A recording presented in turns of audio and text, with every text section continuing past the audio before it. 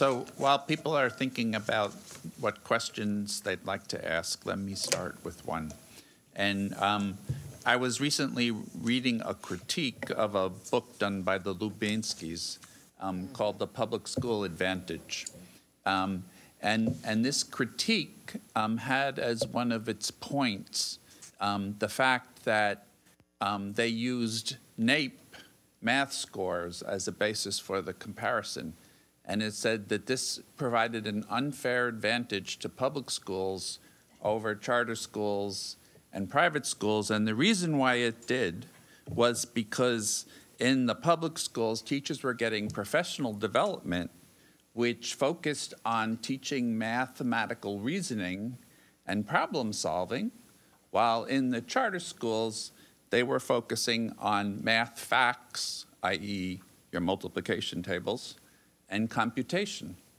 And I said to myself, in other words, they're doing better mathematical teaching in the public schools, and therefore, that's an unfair advantage. So I think this goes to a real key question and perhaps explains some of the difference between the TIMSS and the PISA studies, which is how do we decide what is tested on these questions, and how can we then translate that into some understanding about where America actually stands, for example, with respect to math education. Anyone want to take a shot at that?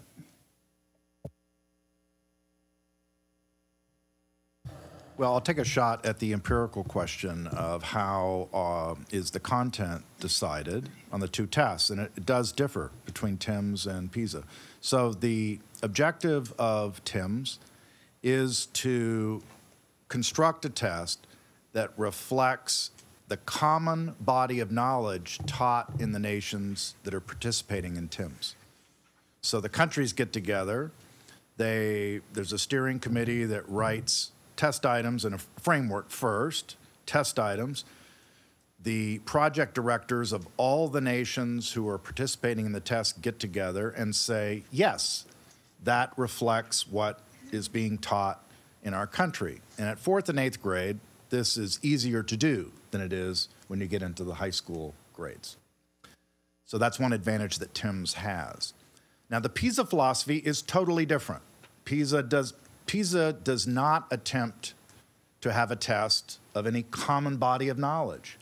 PISA instead has a committee of experts in the subject matter. In the case of math, it reflects a particular philosophy that comes from the Freudenthal Institute, which is a think tank that is focused on math education in the Netherlands.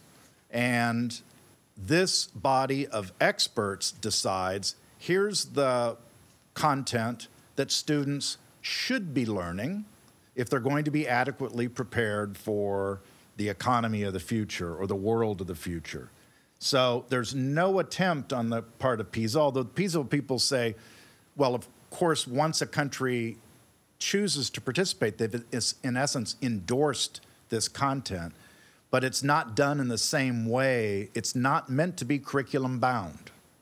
So if you look at the original PISA documents and all the frameworks going back to 2000, they say the PISA content is not bound to the curriculum. And in the TIMSS content, it says just the opposite. TIMSS attempts to reflect the curriculum as taught in schools.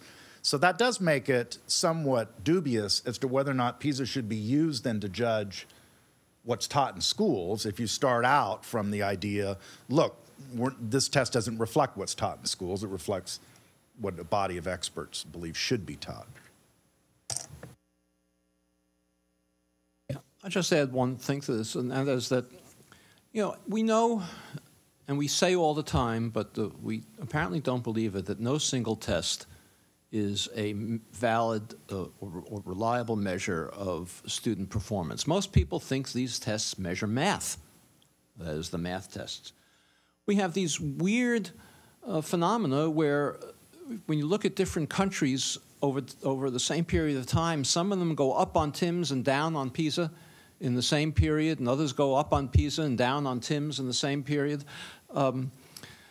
There's no explanation for this if you really think these are valid representations of math performance of students in the country. There's no way that you can sample an entire curriculum, even if you try to focus on a particular part of the curriculum, in a single test.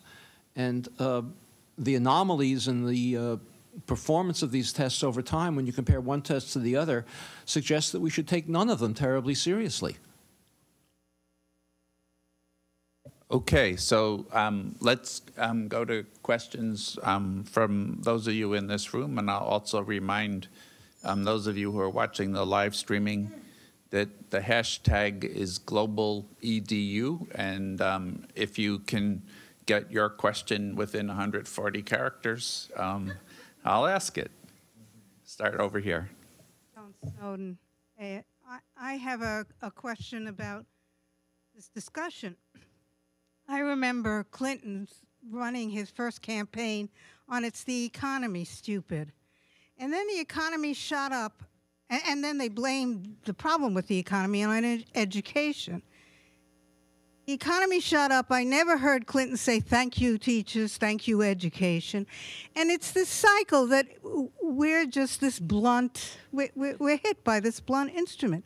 My question is, how can we get a change in the discussion rather than continually being technically more and more assured that we're doing okay or we're doing as well as anybody else? How do we change the discussion? Who would like to take a shot? Well, everybody says I should take a shot at this. All we can do, I have no solution to that problem. All you can do is keep on trying to promote an accurate analysis and hope that if enough people do it, it will eventually change the nature of the discussion. I think my colleagues and I at the Economic Policy Institute try to do that. We're just a small voice, and I welcome those of you who are listening and either here or online to join us in doing it. I think I mentioned Paul Krugman's column because I think that it should be widely circulated. And I hope that people will do that and think seriously about the fact that so many of these claims are made without evidence to support them. But there's no magic way to change the discussion except for people who understand the accurate data to keep on talking about it, and hopefully you'll break through. Julian? So at the University of Texas yesterday and today, we're having a civil rights summit. 4 of the living presidents are there. And I was asked by the Statesman to write an op-ed about education and civil rights. The reason why I tossed in the Michelle Reed grades is because there is an agenda out there. There's somebody else controlling the discussion. And that discussion actually centers around how can we profit off of education. Whether it's vouchers, some types of charters, there is concerted efforts by folks out there to, and it goes all the way back to David Berliner's piece, The Manufacturer Crisis, 2 decades ago, which is that they're trying to undermine the public education in the media and other places, waiting for Superman, et cetera, et cetera. But if you actually look at the data, like in Texas is a prime example of this. We're middling in terms of the United States, but compared to the world, we're doing pretty darn good. And then the states that we have that are doing fantastic, like the Massachusetts of the world, they're telling them that they're a D or an F. Their public education system is a D or an F, where there's only 3 countries outperforming those states, New York and Massachusetts. So I actually think there's a concerted effort, and there's a response to the critiques out of the University of Arkansas. And this is a place that is funded by the Walton Foundation, where they have chairs of educational choice, right? And the Lubinskys responded at the Chalkface blog to some of those critiques, and I would invite you to read their responses to those critiques. So I actually think there's some ideology that doesn't align with the data that we actually have on our public schools. And so we just have to be aware of that. How do we change that conversation? We have to make people aware. We have to make people who are interested in civil rights understand that the people that they're aligning with and that the data that they're putting out there is just patently false. Yes. Thank you. Is this on? Yeah, you just got to really get up close to it. On my cheerleading voice of all. Yes. First of all, I'd like to point out that when LBJ signed those bills, he invited one of his classroom teachers, and I believe he did it in the classroom. And we all need to remind people when we give speeches, there isn't one of us in this room who isn't successful because of teachers. But that's not my question. Mr. Lovelace, you talked about the value of math and how you don't believe the American citizenry or the students don't value math. I'm a feminist, and I used to be a Title IX coordinator, but I think there's still a pervasive feeling on behalf of young women that math isn't important. Did you do it by gender? That's 52% of the population, I'd remind you. I did not break it out by gender. That might be interesting, because even my nieces, who have me as an aunt, and my sister as a mother and an aunt, I can't believe some of the things they come up with. They didn't fight the wars we did, but, you know. Okay, we have a question online. It says that the huge push around STEM, science, technology, education, mathematics, seems aligned with what Richard Rothstein called the skills gap myth. What is reasonable in the focus on STEM today, and what is exaggerated?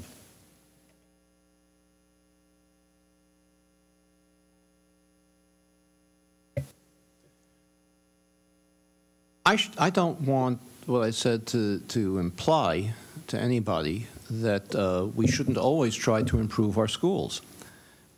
Certainly, we should try to improve the way in which children learn math and science, but we should also try to improve the way they learn history and the arts and the proficiency in music and literature and citizenship and all of the elements that make up a balanced education. And if we think that math and science and the technical skills are so extraordinarily more important than everything else because we're on the road towards an economic collapse, the consequence of that, and we're seeing it in our American public education today, is a narrowing of the curriculum and the loss of a well-rounded education. You know, we could, I think, very easily in this country be first in the world in math and science on these international tests if we develop the kind of culture that exists in some of these other countries that says that that's the only thing that matters. We have leaders in this country who are trying to promote that idea, but they're not the only thing that matters. We do have sufficient technical skills being produced by the schools of this country at this point to meet the economic needs of the country. So we should improve those skills because we want to improve every child's education, but we should not do it at the expense of ignoring all the other things that historically Americans have wanted the public education system to produce. Good. So we have another question. What do international standings tell us, if anything, about the relationship between poverty and education? And I would point out here that I believe the rate of childhood poverty in the United States is about 4 times that of the often cited Finland. So is there a relationship, or are we able to determine one from the existing data? Well, as I indicated in the report that Martin Carnine and I did, we disaggregated the international scores on both TIMSS and PISA by social class. We didn't do it by poverty because you really can't compare poverty across countries. There's no common metric that you can use to compare poverty. Every country has its own definition of what poverty might be. So what we did was we used what we thought was a good proxy for social class that's relevant to education, and that is what both TIMSS and PISA do is they ask test takers to report on the number of books they have in their home. And we divided each country's student test score takers into 6 social class groups based on the number of books they had in their home, with the assumption being that children with fewer books in their home were of a lower social class status than children with more books in their home. And what we found was that in every industrial country that we looked at, and it was a complex data analysis, we weren't able to look at every country that took these tests, but in every country that we looked at, there was the same kind of gap between children from lower social class groups and higher social class groups. The United States gap, as I said before, was not greater than, for example, in England or Germany or France.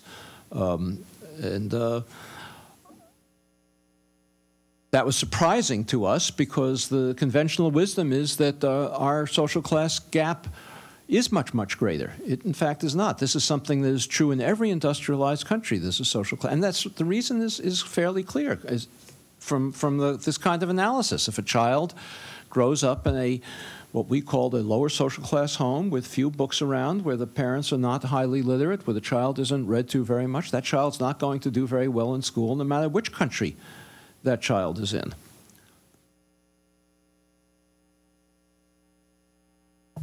You don't have to go to Finland to see examples of high-quality schools. You only have to go as far as Massachusetts or the other side of the highway in Austin to Westlake. Because what we've been trying to figure out is how do we do school reform cheap for poor kids, for poor white kids, for Latinos, and for African Americans, right? So in a place like Finland, they're fully unionized.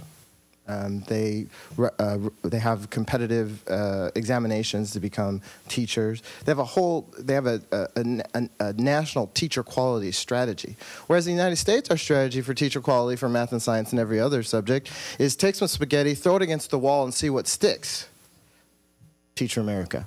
And so what we need is a national strategy that not only mirrors what Finland does in terms of teacher quality, but what Westlake does.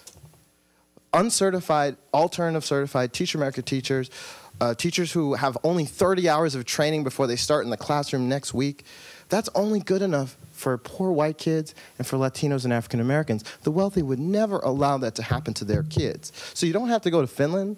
All you got to do is go to the other side of the tracks, river, or highway to see what we need to do to ensure high-quality math and science and every other subject. And the arts and all the things that we think are important, the things that we had exposure to in our educations growing up, that's the reality of it, is that we have structural inequality, and we're okay with it, and so we have all these nouveau neoliberal policies that we think are going to have an impact, but they're only thinking about those particular approaches, vouchers, charters, Teacher America, for certain kids.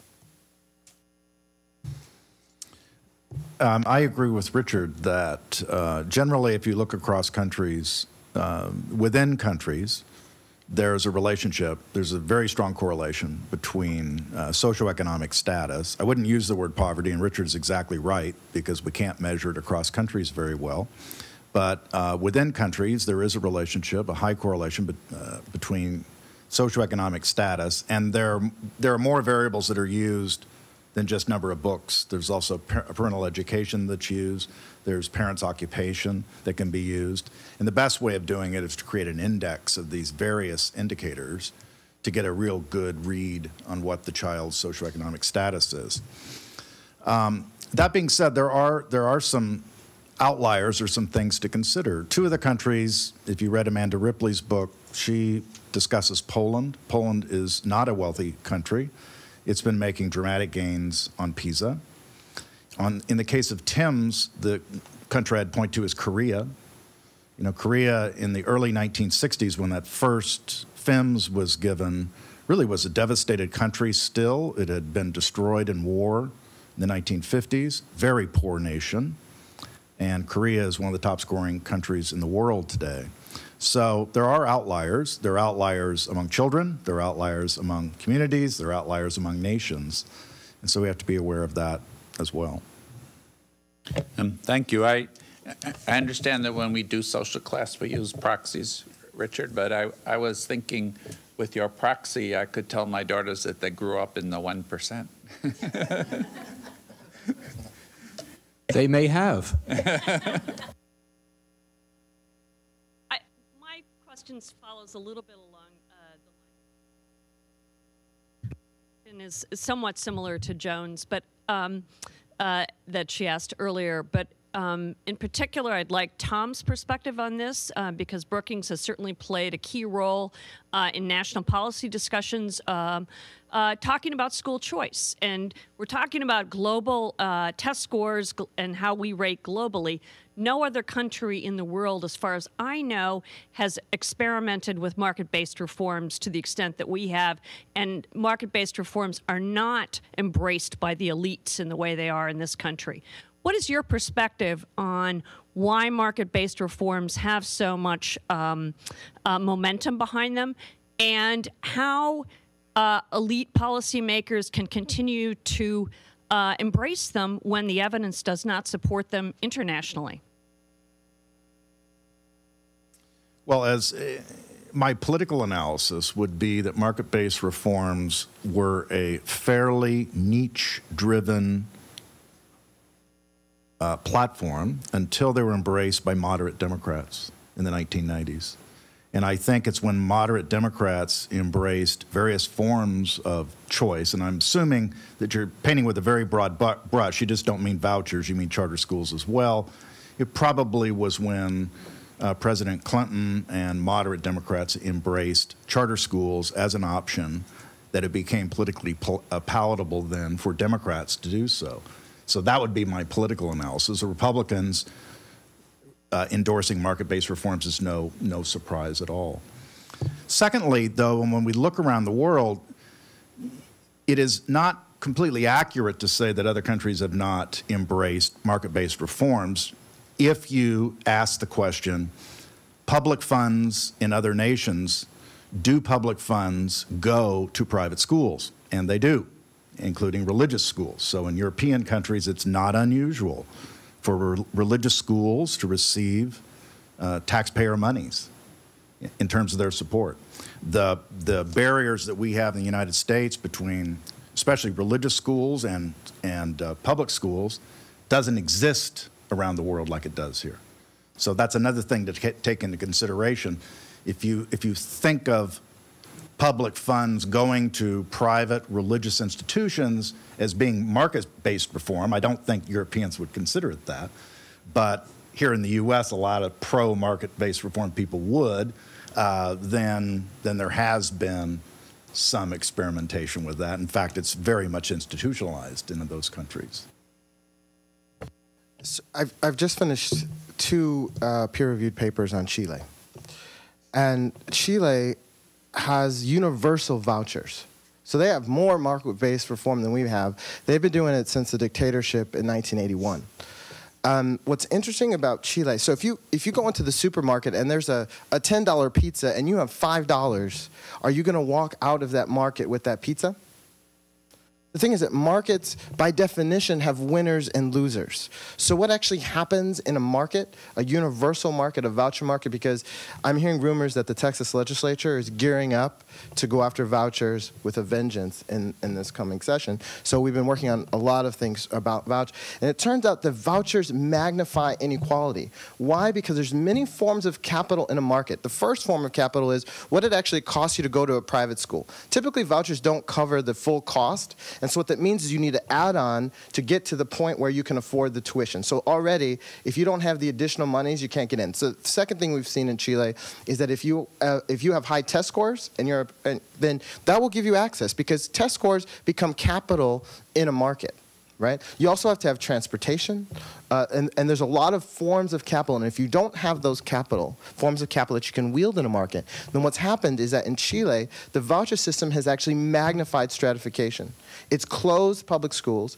Only a few students get access to these voucher schools, and you will see BAEO taking pictures of smiling black kids around saying, we want to keep these few kids very happy. But writ large, these systems magnify inequality. And so there's lots of research on what's going on in Chile. I know that Diane Ravitch is going down to Chile in just a few weeks. So it's important that we are after charters, and there's less countries that have charters. But vouchers in Sweden, Pasi Sahlberg talks about this, because apparently Sweden and Finland have a competition, kind of like Texas A&M, Michigan, Ohio State, something like that apparently. And Sweden took a different tact. They went the voucher route. They went the market route. And who's outperforming Sweden? Finland. Mr. Lovelace, I found your, sorry, I'm very short, but I found your talk about the different perceptions of education for math and part-time jobs very interesting. And we also, I'm sure everyone's read that the teaching profession has also very different. I was wondering if there are if you could add to that and further explain more context about how the U.S. and students view education versus other. Yeah, that's a good question. The status of teachers around the world is something that's not well researched. So I can't, point you in any direction and say read this, because it's very interesting on a comparative basis. But I can just talk a little bit about it. My own hunch is that in the Confucian-based societies, that teaching is revered in a way that it is not in the West, and I'll just leave that explanation at that. But one thing that is a myth in the United States, there's a feeling today, I think, and perhaps it has to do with accountability systems and teachers kind of feeling that they're under siege sometimes. And by the way, there's nothing new about that. That's been felt before. But the actual readings of status as an occupation that we have of teaching as a profession, it hasn't changed much. So we do have data on that go back to the 1920s. And teaching is around, the 65th percentile. It's roughly in the top third of professions. Those professions, by the way, do not correlate necessarily with wealth, although lawyers and doctors tend to be, especially doctors, tend to be high. Lawyers can fall for usually there's something in the newspaper that drives their status down. But so teaching has always been a fairly high status profession in the United States. Certainly in the decade I taught, I never felt, say shopping in a grocery store and somebody says, well, what do you do for a living? And you say, you're a teacher. I mean, people admire that, and I think they still admire that. So there hasn't been evidence of a great fall in the status of that profession, teaching. I would just add to that for a number of years I went into China to work with Chinese teachers. And one of the things that was very interesting in our conversations was that they saw the expansion of market reforms in Chinese education as undermining the traditional Confucian respect for learning and for teachers. Yes, over here. Hi, Arnold Fagey with Public Advocacy for Kids. Two things. I want to thank the panel. This is one of the most profoundly deep, rich, and logical panels that I've attended in this town for a long time. I wish you guys were on the Education Committee or either at the Department of Ed. So that's a thanks and acknowledgement for the framework that you and the work that you've put in this preparation. I'm curious about higher ed, and you just touched on it a bit. But if we are this far down the path in K-12, and the Higher Education Act is being reauthorized even as we speak, or there's a lot of hearings, it appears that when you listen to those hearings, we're moving in the same direction for not only schools of education, but for all of higher ed. And by the way, I do a lot of work in Southeast Asia, especially Vietnam and Indonesia, where these are developing countries, and there is a deep respect for both the teaching and the medical profession. But all of the kids there want to go to either one of the UCs, the University of Texas, or one of the colleges in the United States. That's all of their dreams. Can you talk about higher ed and sort of where you see all of this going?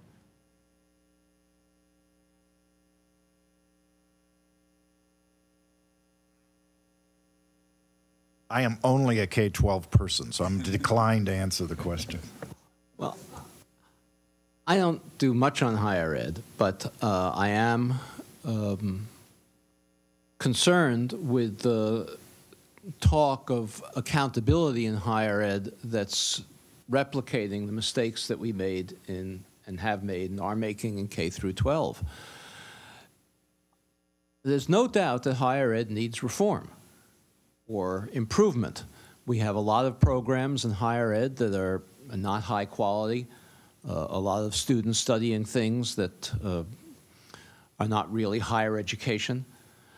But the notion of holding schools accountable for example, the wages, the earnings of their graduates, which is one of the things that's being talked about, will create a disincentive for people to go into teaching, for example, or to others of the helping professions. What we've done in elementary and secondary education is we've narrowed the curriculum because we've held schools and teachers accountable for a very narrow set of quantitative, easily measured outcomes, math and science, math and reading scores. And because other things are harder to measure, though equally, in some cases more important, we don't hold schools accountable for them. The same thing is certainly true of higher education. The outcomes that we seek from higher education are very, very difficult to measure. It's certainly not earnings of their graduates, because we know that the value that we as a society place on different occupations is not related to how much profit they can get away with. So I would be very concerned, and I'm very concerned about this trend that if accountability hasn't worked in K through 12, let's apply it to higher education now. Julian, you don't want to... It might get me in trouble, more trouble than I'm already in. Accountability, what a lot of people don't know is that, so accountability came to Washington from Texas. Something a lot of people also don't know about me is that I worked in the research and accountability department of Rod Page years ago. And so I had access to the data in Houston a long time before you guys knew 10 years later that it wasn't going to work, because it never worked in Houston. So why would we think it would work for the whole United States? The thing is that accountability and school finance have been always intertwined. Accountability came from a legislation in Texas in the early 1990s. The reason why is because we were in the midst of arguing about school finance. And so that's where accountability came from. So accountability and finance and politics are intertwined. And the thing is that this is actually about how can we cut funding to higher education? Because that's what accountability has been wielded as a political tool. Because if you ever think about, well, how are the metrics set for these things? They have no empirical basis. A guy like me, a stats guy like me, is sitting in an office somewhere and he just makes it up as he goes along. Right? That's how accountability works. And so the issue is that we've been approaching, we're approaching higher ed with, if you look at our institutions of higher education are the envy of the world. The envy of the world. Right? So we're going at this as, if it isn't broke, let's fix it. And so I think that, of course, there are ways that we can improve in higher ed, but I think that there's another agenda at stake, which is that there are people that would like to profit off of what we do in higher ed. Why should we be training teachers? If you look at NCTQ, they rank maybe 5 or 6 institutions as good teacher training programs. But a place like Houston gets more of their graduates from alternative certification programs, like 150 or 120. I don't know what it is at these days. In my days, it was about 90 different. But no one's studying the quality of alternative certification programs that folks are making money on the side. No one's studying that. Instead, we're having this extended conversation about how higher ed is poor quality. So I think what No Child Left Behind has done is it's perverted what's happening in our schools and classrooms across the United States. Anything that comes out of DC will also pervert what we do in higher education. One final example, which is that if you leave it up to legislators to decide what that accountability formula is, the students aren't going to be happy. If you let the students decide, you're going to see a different accountability system. So, for example, the legislators think it's a beautiful idea. I have 30 to 50 students in every class. No student wants to be in a graduate level class with 30 or 40 other students because they won't get any attention from the professor. And graduate school is about mentorship and about apprenticeship, right? So if you left it up to the students to decide what the accountability system would look like as compared to what the legislators think the accountability would look like 2 totally different systems, I believe. So thanks so much for your comments. I wanted to riff off of two comments that were made. One, I appreciated Richard's idea that, you know, it's not the job applicants, it's the job creators that are creating these problems in the economy. And I wanted to link that to Julian's comment that you know, about privatizing education and explore more this connection between education and the economy and the part that business leaders play in interpreting these international results. It seems that there's a shift away from what we used to consider on-the-job training coming from employers to expecting schools to take on more and more of that burden and train workers to their specific needs. So, you know, not only are we trying to profit from schools now, or business leaders trying to profit from schools, but also shift some of their business model onto schools, onto an increasingly strapped public system. So I hope that you could explore those connections a little bit more, talk about that. Well, there are several aspects to your question. The first one, though, I want to focus on is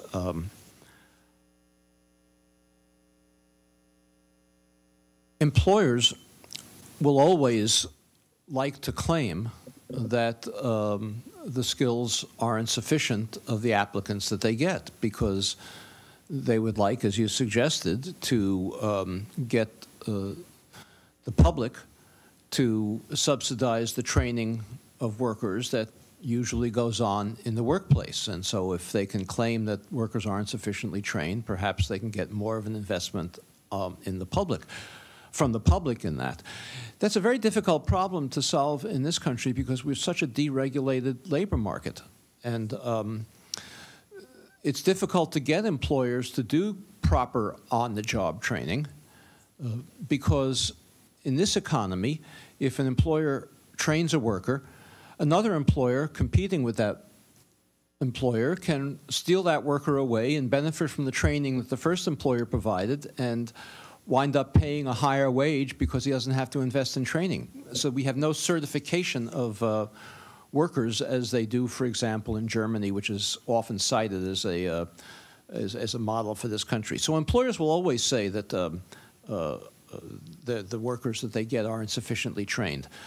The key, though, and I want to emphasize this, I said it before, and I apologize for repeating myself, but in a market economy like ours, if there's truly a shortage of skilled workers in any classification, the wages in that job classification should go up, because that's the only way that employers who need workers in that classification can steal them from somebody else if there are none available in the workforce, in the unemployment pool.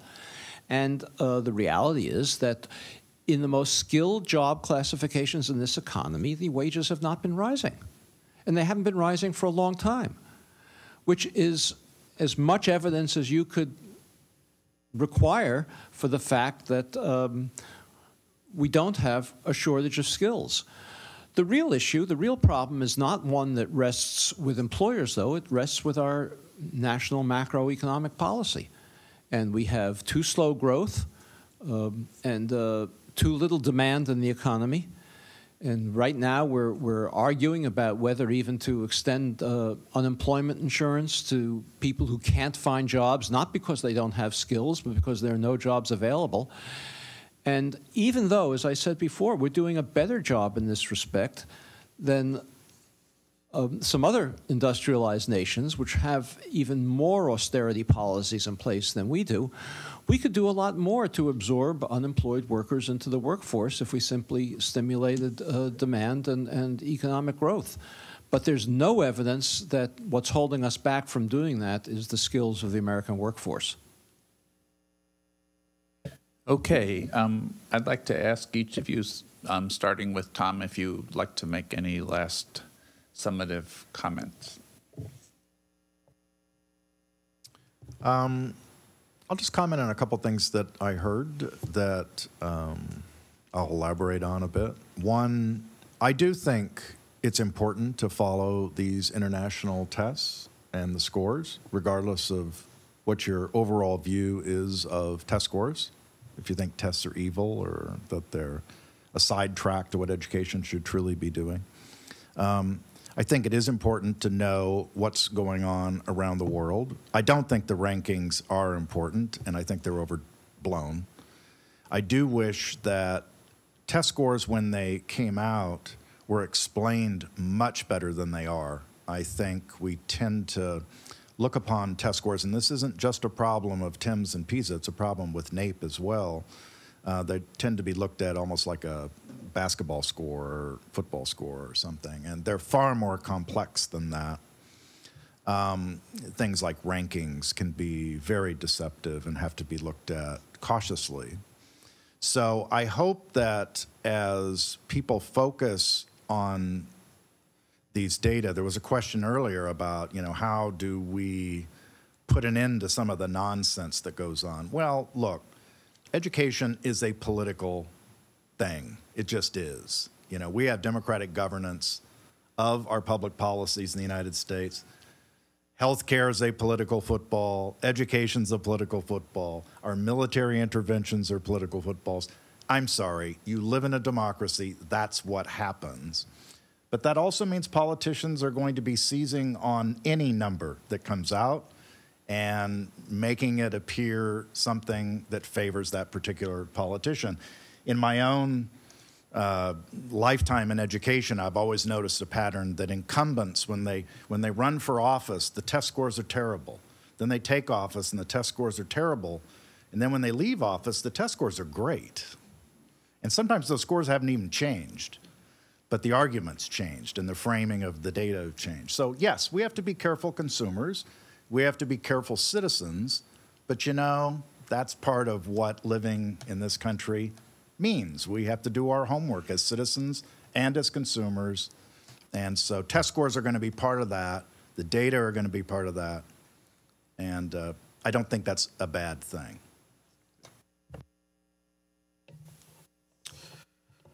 So when you have a conversation with a friend and that conversation goes in the direction that you don't want it to go, you try to change the subject. And that's what's really going on with our education conversation today, is there are folks that are trying to change the subject. And I think that what we really need to be thinking about, we have a lot of reforms that are not so sexy. There are some sexy reforms out there, parent trigger, charters, vouchers. In Dallas right now, John Arnold is funding a takeover of the entire district, a charter takeover. If you aren't paying attention to this, this is their latest. They're trying to take over the entire district. And so what I said in that policy brief is that there's no reason for us to be after experimental recipes, after things that we know in the research literature, whether they be vouchers or charters. Charters in Texas have a full month of negative effect on kids. Credo's own study showed that.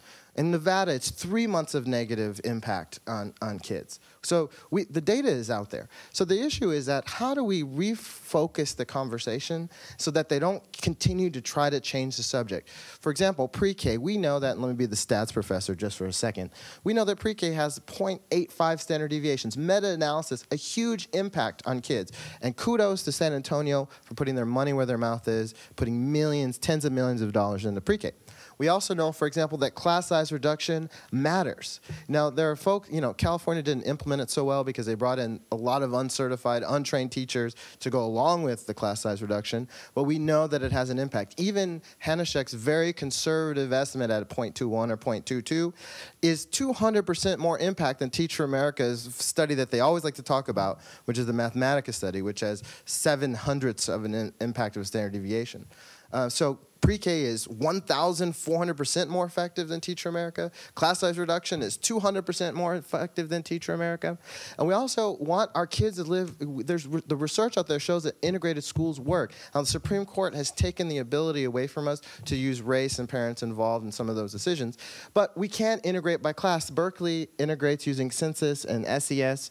Their district does that. So we know that we can do that. So there's a lot of non-sexy reforms that we have lots of empirical evidence supporting the efficacy of those reforms. But a lot of these sexy things like charters and vouchers, we know that there's very limited evidence on those. So let's not let them change the subject, and let's focus on what we know already works.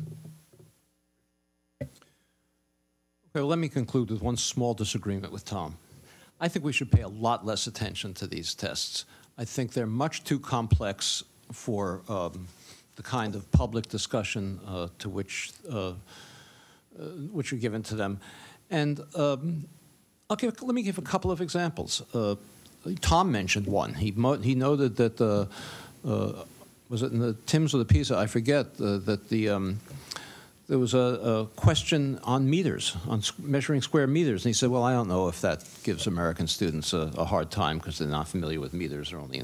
But they might. That's a very difficult question to answer, and we sort of elide over that in discussion of these tests. Finland, everybody's talking about Finland. Finland does have higher scores than the United States. Very few people recognize or realize that Finland's scores have been plummeting over the last decade, and American scores have been rising.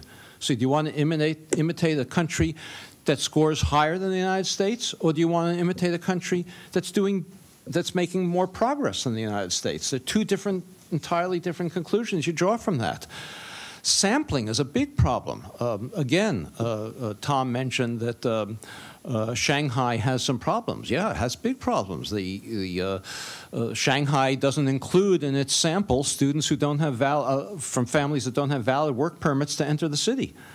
Singapore, another country that is touted as having very high test scores. Students in Singapore are not test. Well, Singapore does not incorporate students of its unskilled working class because they migrate every day in from Malaysia. And if we included the students of the Malaysian daily immigrants in Singapore scores, the scores would probably be much lower. In the United States, our sampling also has some flaws in it. We know, for example, that disadvantaged students in the United States score much more poorly if they're concentrated in segregated schools, that is, in schools where everyone is disadvantaged, than they do if they're in integrated settings. But the sampling in PISA doesn't take account of the intensity of disadvantage in the schools that are sampled. These are very complex issues to disentangle, and I don't think that politicians are capable, even if they were well-intentioned, of discussing these international tests to take account of all these nuances. And once they get into the public realm, I don't think that pundits and op-ed columnists are capable of dealing with them. So I do think we should pay much, much less attention to these tests than we do at the present time. Thank you. And on behalf of everyone here, I would like to thank Tom Lovelace, Julian Vasquez Heilig, and Richard Rothstein for what I think was a very informative conversation. And we will be back here next month, same time, same channel. See you then.